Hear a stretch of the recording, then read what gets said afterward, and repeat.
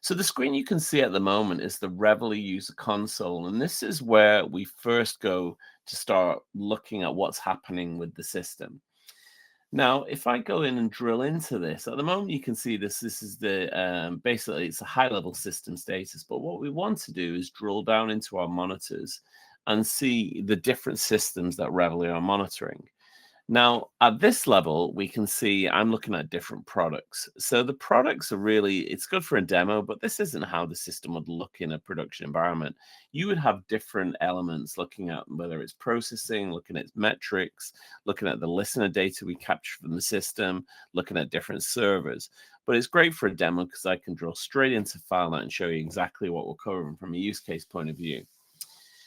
Now, the four use cases are covering basically as I say, areas that we found of interest to clients. The first one is a storage check. It's looking at the storage groups for IBM FileNet to see how much space is left in them. Because what we found is that a lot of organizations were not covering this. They might be covering backend storage on a server level, but when we looked at storage groups, they weren't necessarily focusing on that.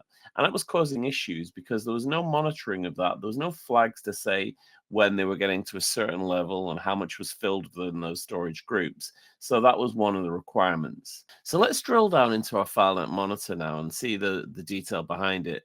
Now you'll see here that this FileNet administrator is having a bad day. There's lots of different issues on the system. We've got platform issues, we've got content engine performance issues. And if we hover over one of these, it's not just one issue necessarily, it's multiple issues. So as I said before, it's indexing issues, it's storage issues.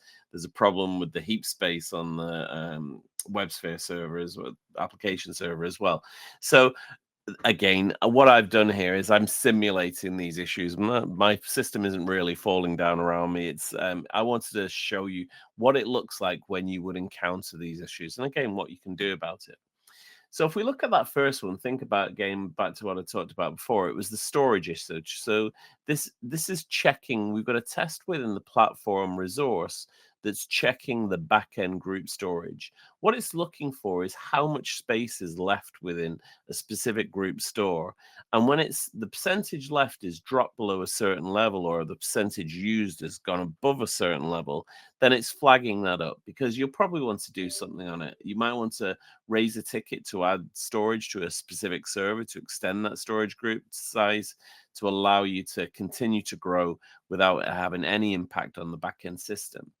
Now, this has automatically flagged that for me because I've checked this, I've stored the value, the percentage remaining in a metric within Reveille. I'm evaluating it and I'm flagging that up. And it could have sent me a notification, an email notification, or a ticket in a ticketing system. It might have raised a text telling me something that is I've got to do in that.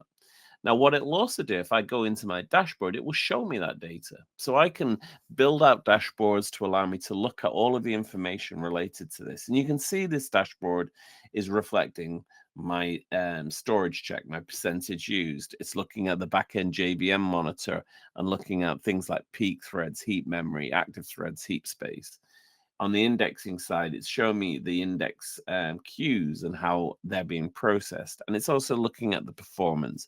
So I've specifically designed this dashboard to look at all the use cases. But you can see we can include any type of information in here that Reveille is gathering.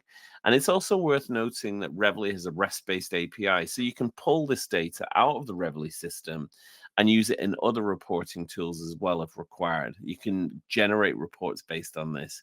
Alternatively, you can take this dashboard, you can produce it as a PDF and automatically send it to the management team. Or you can send it to the admin responsible to resolve that issue.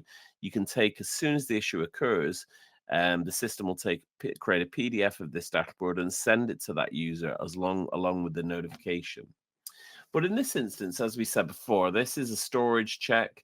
So we can see the percentage used. We've got a check here for 85%, or sorry, a maximum 90%, and it's just exceeding that. So it's using more than the maximum level that we'd expect on that. So what can we do about that?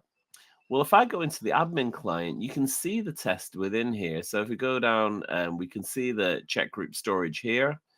If I go to this resource, and again, the resource is what we call the element that holds the tests within Reveille.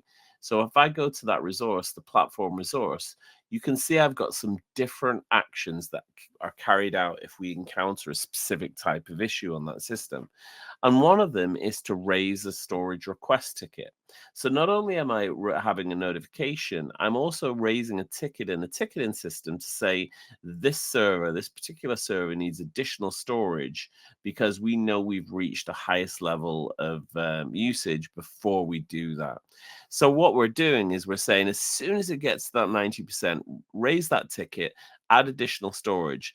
And again, we could have a next notification to say if it gets to 95%, to raise that to a different level, maybe raise that notification to the management team if the storage hasn't been extended. So we're always in control and we know exactly what's happening in the background.